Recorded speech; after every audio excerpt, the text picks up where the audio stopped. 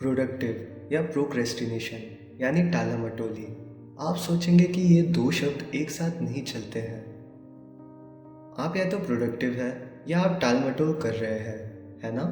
इस वीडियो में मैं समझाऊंगा कि बड़े पैमाने पर टाल मटोल करके और फिर भी स्थिर होना कैसे संभव है। ठीक है, आइए इसे इस तरह देखें। आप जो कुछ भी करते हैं उसे महत्व के 3 स्तरों में डिवाइड किया जा सकता है: टीयर 1, टीयर 2 और टीयर 3। टीयर 1 सबसे महत्वपूर्ण टीयर है। यहीं पर आपका सबसे महत्वपूर्ण काम पड़ता है। इन कामों को जल्दी से जल्दी करना ज़रूरी है क्योंकि इनका आपके जीवन पर सबसे ज़्यादा प्रभाव पड़ेगा।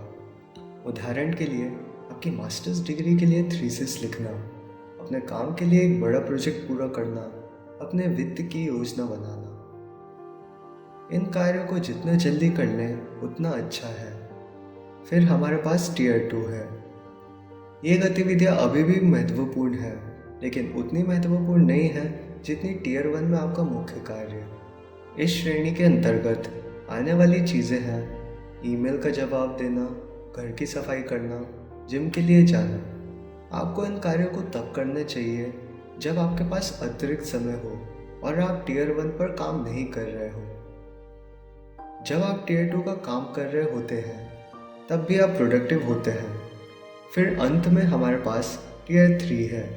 यह वह जगह है जहाँ वह सब कुछ आता है जिसे करने की आवश्यकता नहीं है। उदाहरण के लिए, इंस्टाग्राम पर स्क्रॉल करना, टीवी देखना, एक कप कॉफ़ी के लिए बाहर जाना, किसी ऐसे व्यक्ति के साथ जिसकी आपको परवाह नहीं है। इनमें से कोई भी कार्य करके आप अनिवार्य रूप से अपना समय बर्बाद कर रहे हैं। ये बिल्कुल भी महत्वपूर्ण नहीं है और फिर भी हम में से अधिकांश लोग अपना समय इसी तरह व्यतीत करना चुनते हैं। आदर्श रूप से आप टीयर 1 का काम करना चाहते हैं।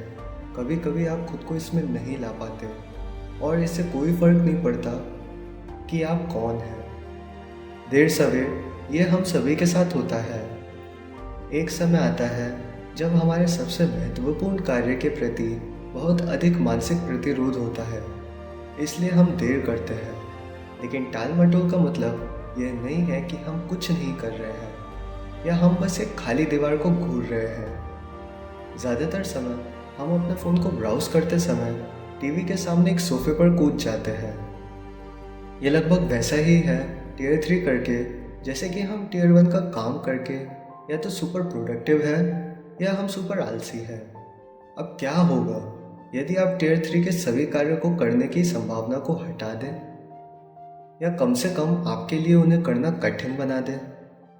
क्या होगा अगर आपने टीवी को अनप्लग कर दिया, इंटरनेट बंद कर दिया और अपना फ़ोन छिपा दिया? अनिवार्य रूप से ऐसा करने से आप बेकार की चीज़ें करके टाल मटोल करने के विकल्प को हटा रहे होंगे। हालांकि आपके पास अभी भी टीयर 1 और टीयर 2 के कार्य को करने के लिए विकल्प होगा। दीवार की तरफ घूरना भी एक विकल्प है, लेकिन यकीन मानिए इससे आप जल्दी बोर हो जाएंगे। आप कुछ करना शुरू कर देंगे और ये आमतौर पर टीयर 2 का काम है। जब आप किसी काम को टाल रहे होते हैं तो आप उस बड़े प्रोजेक्ट के अलावा कुछ और करना चाहते हैं, और जो कुछ भी आप करना चुनते हैं उस टीयर 1 की तुलना में केक का एक टुकड़ा जैसे महसूस होगा।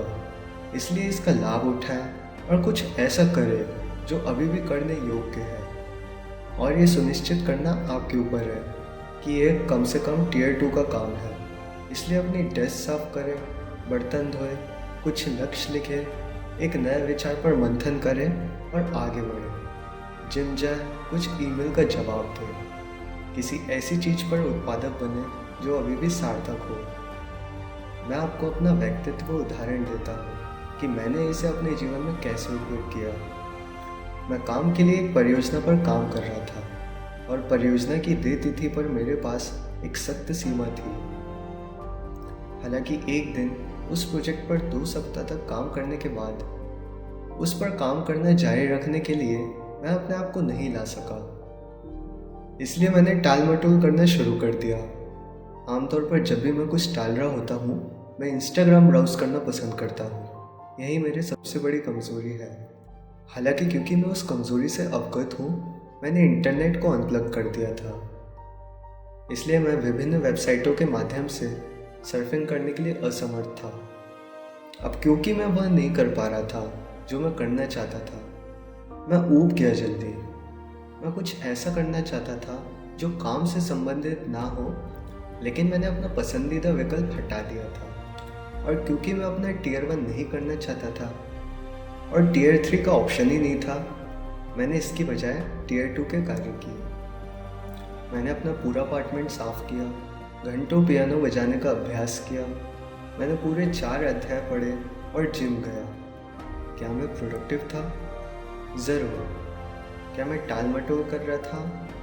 हाँ, बड़ा समय। आप ये कह सकते हैं कि मैं प्रोडक्टिव रूप से टाल मटोली कर रहा था और मुझे बस इतना करना था, खुद को टियर 3 महत्वहीन काम से रोकना था।